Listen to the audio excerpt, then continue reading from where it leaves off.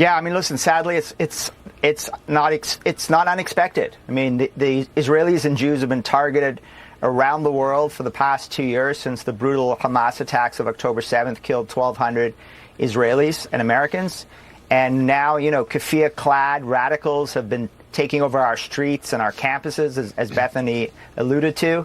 And by the way, the Iranian regime has been hunting Israelis, Jews, and Americans, including the President of the United States, on our soil. Mm-hmm. So, and sadly, it's not a surprise that they're targeted in the heart of the nation's capital.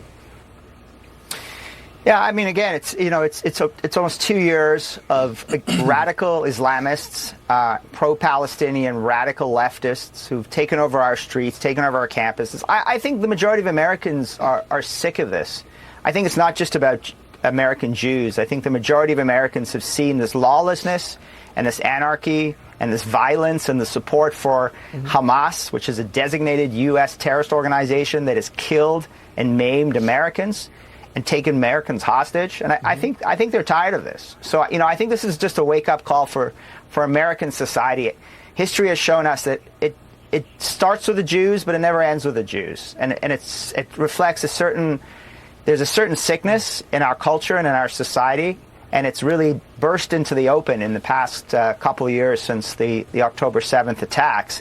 But it's there, certainly on the radical left, and elements, too, of the radical right. And it's in our social media, it's in our culture, it's in our campuses, and I think this is a warning. I think this should be a warning to all of us as Americans to condemn this and to have no more tolerance for this. Mark Dubowitz, to you now. I mean, just to kind of expound on what Bethany was saying there. I mean, it's a valid concern in this country after what we have seen over the past 19 months. Yeah, I mean, I think it's a very valid concern, which is why a lot of American Jews have gone out and purchased guns and gotten gun training. And a lot of Jewish synagogues and Jewish schools have gotten security professionals. And a number of people, myself included, who have been targeted by Iran and other radical Islamist groups.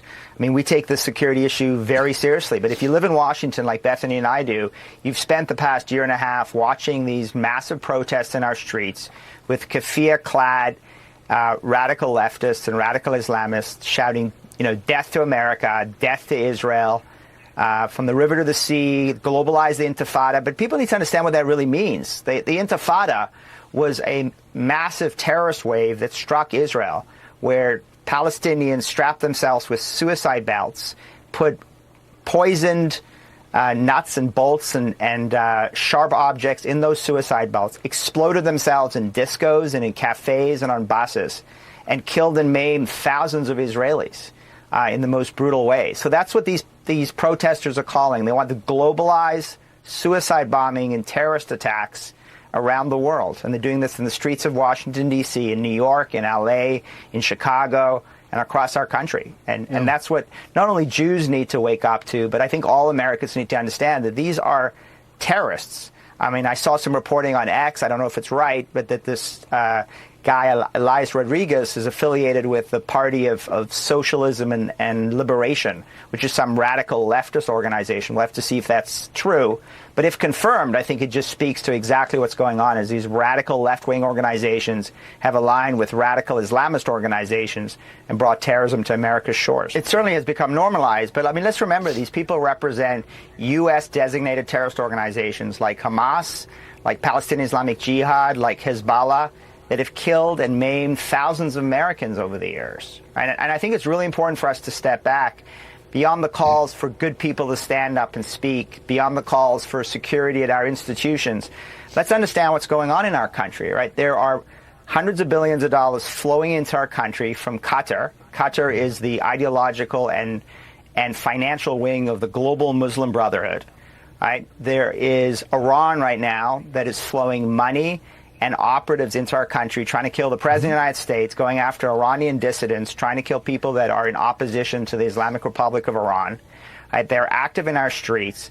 Hamas has a massive presence here. American Muslims for Palestine, Students for Justice for Palestine. They're on 220 of our college campuses.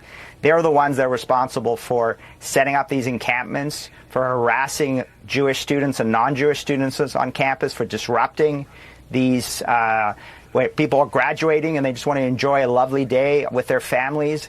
This is a network. It's a paid network. It's a foreign influence network.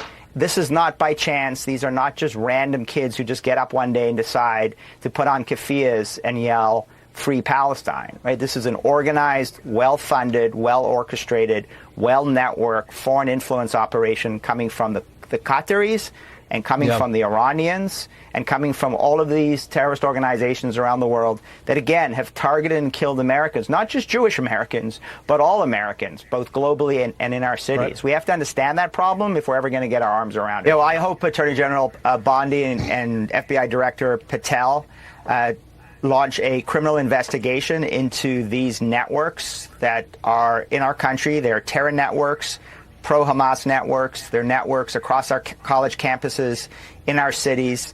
These are criminal terrorist networks. They're being funded from Iran, from Qatar, and from Islamist organizations abroad.